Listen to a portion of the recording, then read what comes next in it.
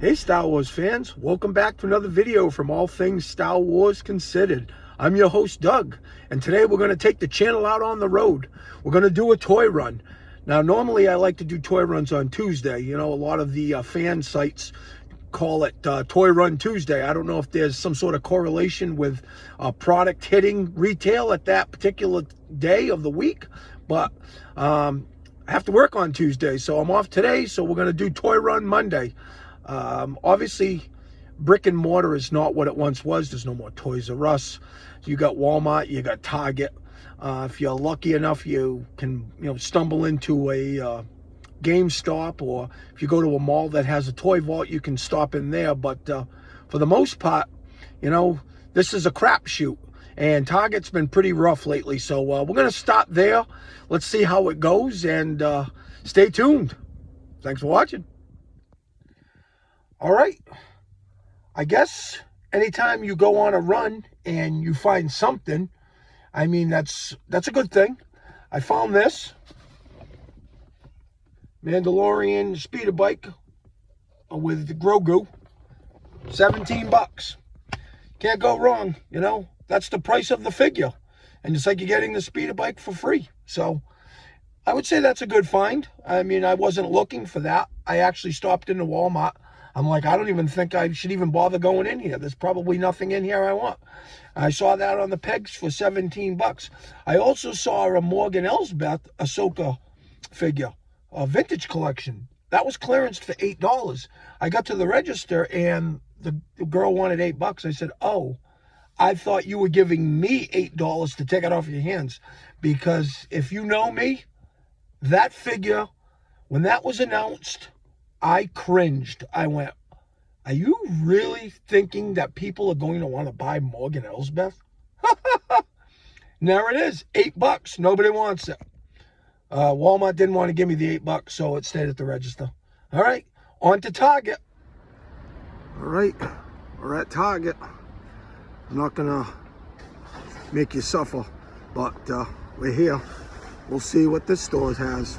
Okay, stay tuned.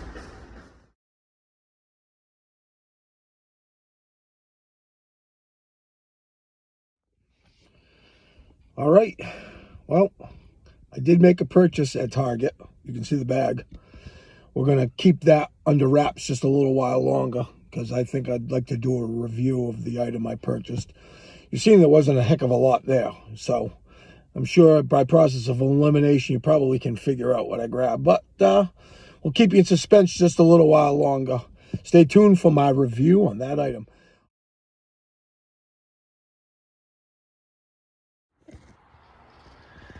Massachusetts, we have a law that if you ride with more than one person, you can travel in the HOV lane. Can I drive home with the Rebel Transport as a passenger? Does that count? The Rebel Transport will finally be added to my vintage collection. So, thanks for watching. You were part of this toy run.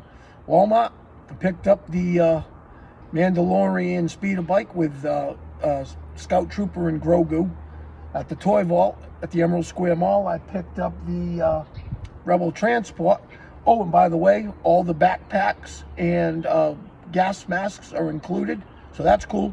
And the trapdoor is also present, so this baby's complete. Just needs a good bath. And at Target, we'll hold off until we get home so we can do a review of that particular piece.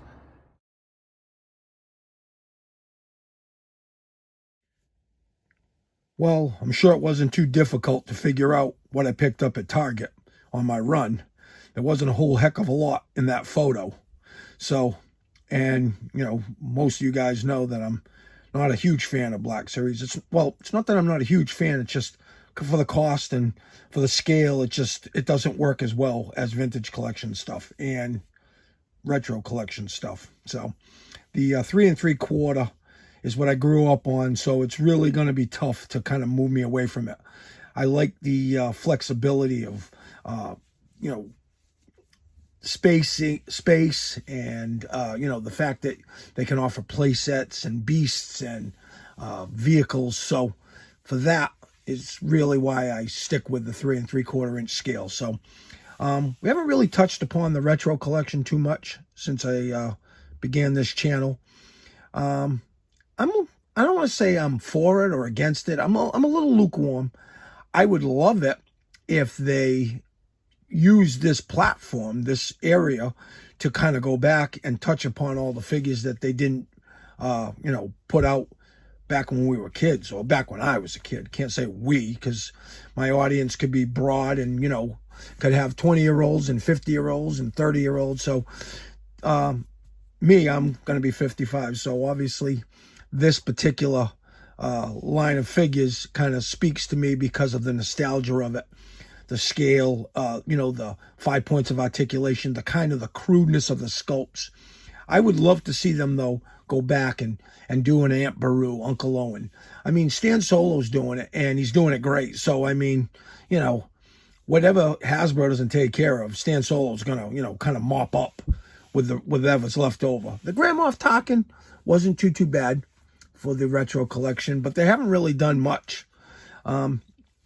This particular retro collection box set kind of spoke to me because I had a Target card, a gift card, and because of that, I only had to pay like a little less than $10 for this whole set. So you can't really pass up something when it's only going to cost you $9 or something like that. So let's get into opening this thing up. Oh, and before we get going, I just wanted to say that the reason I ended up picking this box set up is because of Steve Evans.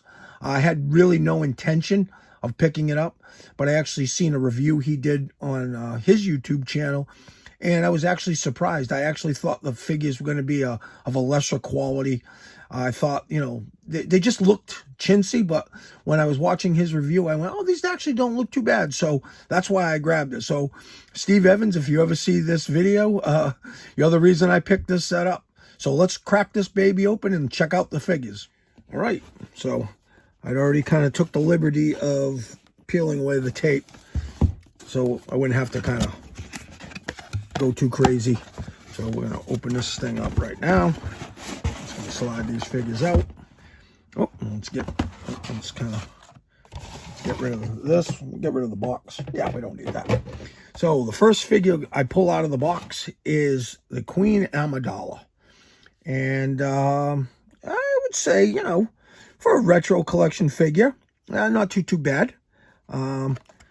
Everybody hates the backs of these cards, and this particular set of figures is no different. I will say this, the cardstock on this is much thicker, so that's a good thing, because these things are always like all bent when you go and find them on the pegs. This cardstock seems a little bit thicker. This sticker, still, it's a family channel, so we're going to say isn't pleasant. Stinks. I'm not going to use the other S word. All right, so let's see what else we have next. Qui-Gon. Now, I think the review I saw on this figure was that, could this be Liam Neeson? Maybe. Could it, be somebody else? Sure. And that's what Kenner was about. You looked at a figure, it was Mark Hamill. Was it Mark Hamill? Yeah, maybe. Maybe not. This kind of looks like Liam Neeson. I think this is kind of in line. This would have been like an 85 figure, so no complaints there. I like that figure. Okay, what's next? Oh, we got Obi-Wan. Yeah. I like the image they chose. Of course, the sticker, really kind of detracts from it, but oh, yes, I did notice somebody had said something about that the ponytail is actually molded onto his tunic, as opposed to like some of the other figures, like maybe a more modern figure might have had the ponytail or the little, whatever you call that thing, braid,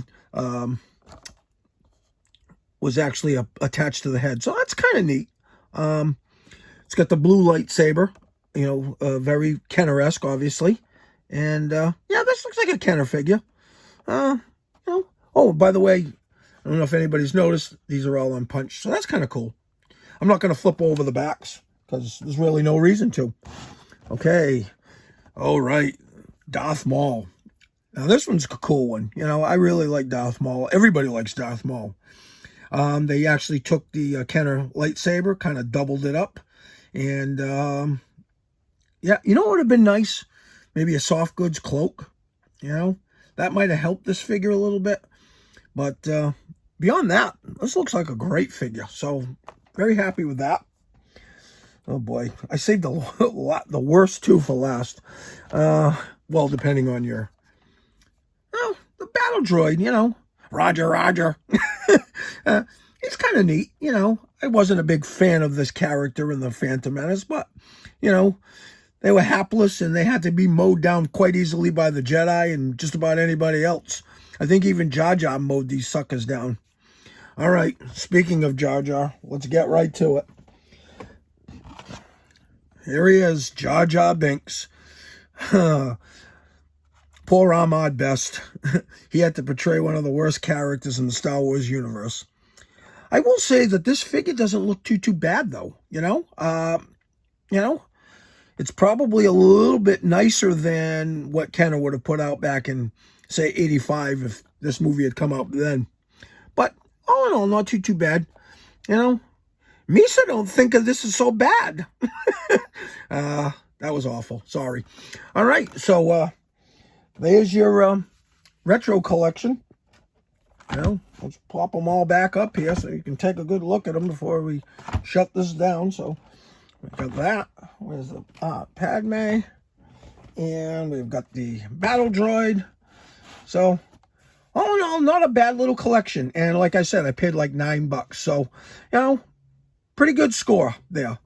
Hope you enjoyed this. If you have any doubts, they're $10 a figure. You know, if you go into Target, they're $10 a figure. Again, they're unpunched. The card stock's pretty decent. And if you like the Phantom Menace and you like the retro collection, you definitely won't be disappointed with this set of figures. So, yeah, that was a nice little score on my little toy run. Okay. Now, obviously, you guys seen this thing riding shotgun with me on the way back home from the toy vault. I ended up picking this up. I had a gift card also for that store. I had sold some figures to them, and they'd given me store credit. And I used most of the store credit on the Rebel Transport here. So I'm not going to go crazy reviewing this thing because there's not a whole heck of a lot to it. I've always wanted to add it to my collection, but more so because it would look cool sitting in a diorama, just sitting in a Rebel base, a Hoth Echo base, a diorama. It doesn't do a whole heck of a lot. It's just a big flying yam, as I like to call it. But it does have a nice look to it when it's just sitting there. Play features, not a lot. There is a lot of removable panels. Oh, before we go crazy, this was one of the features that I was happy that that trap door or whatever it is, it's always usually missing. So the fact that it was there was a bonus. Let's kind of pop this. A lot of removable panels as such. Sometimes when you pick these up, you can get them in varying states of completion. This one, based on everything I know, seems to be complete. So you have this panel, which obviously pops off. You have a little cockpit area here. A very Kenner-esque, obviously. It's a Kenner ship, so why wouldn't it be Kenner-esque? All right, and then you have the guns back here, which a lot of times are missing. The nice thing about this is being removable, you can actually kind of sit them here. Kind of do that. But you can kind of stand figures behind them. You kind of use them in multiple ways. You know, you don't have to have them in the ship. All right. Now, this was kind of a little bit tricky for me. Got to turn it. There it is. I was afraid when I was buying this that I couldn't get this off. So that comes off. And this was the nice little thing about this. This is a sealed baggie. And you got the 5 backpacks and the gas mask. That came like that. So that was nice. Then you have this tray. It's almost like a carrying case. It's got all these foot pegs and stuff. It's very dirty. I haven't been able to figure out how to clean that because I want to clean it, but I want to do so without damaging the stickers that are in there because there's some stickers in there. But it's dirty. It needs a good bath. I kind of cleaned what I could, but I need to get in there, but I don't want to damage the stickers. Then you got this cool little cardboard underbelly, you know, and there's your trap door, you know. So that's kind of cool. So that's really all there is to it. It was kind of like a carrying case. You just would stand a bunch of figures in there, you know. So, you know, you got some Biker Scouts, you stand them in there, you know. Hey, let's throw some Biker Scouts in there. And of course, I know there's not Biker Scouts that are supposed to go in there. So, you know, let's get some Rebels in there. Get some Luke in there. Let's get a Solo in there, you know. So, you know, that's basically what this was. It was kind of a way to kind of put all your figures in and have the foot pegs to make sure that they kind of sat still when you were kind of flying this thing around. But, you know, and then this popped right back on. You know, you put your guns back in there. There's a little knob there, and that kind of pops in there. You know, do that, and this, you know, and then this, and you're off and running. And that's basically the Rebel Transport in a nutshell. But hope you enjoyed it, and thanks for watching my toy run. Well, I hope you enjoyed going on that toy run with me. Obviously, everything on this channel has been works in progress, so I'm figuring things out every day. You know, obviously, you go back to my first video, then go to my third, and then go to my fifth, go to my 10th. There's always improvement. So, you know, this was the first time taking the channel out on the road. So I know there was some bumps in the road along the way. So for that, I apologize. But, you know, it was raw, and, you know, it was as it was happening. It wasn't like I staged the whole thing, you know. I went out. I ended up picking up that speeder bike, which was completely unexpected, you know, for 17 bucks. I probably should have reviewed that, but I'll admit that's a video for another day. These get lengthy, so you know what? You saw what you saw, and we'll get to that eventually. But yeah, so we ended up picking up the speeder bike. We ended up getting the Rebel Transport, which I had no intention on grabbing. It just popped up, and I've always wanted it, and I had the gift card, and you know, the price was not great, but you know, it wasn't bad. So, and considering it was complete, so that it did kind of make sense. So we did that, and of course I got the retro collection line. So a little bit of everything that day. We had some modern, we had some vintage, and we had some retro figures, you know. So we kind of touched upon everything in this run. So I appreciate you guys coming along for the ride with me. Thanks for being patient as I kind of work the bugs out on the channel. The comments I've been getting from all you out there has been fantastic. I've been thrilled. It's warmed my heart. You guys are the reason I do what I do. If you haven't done so, I ask you to subscribe so I can continue to keep bringing you that valuable Star Wars content we've all come to know and love. I hope you guys have a great day. I want to thank you all for watching, and we'll see you on the next video. May the Force be with you. No droids were harmed during the filming of this video. I promise. I swear.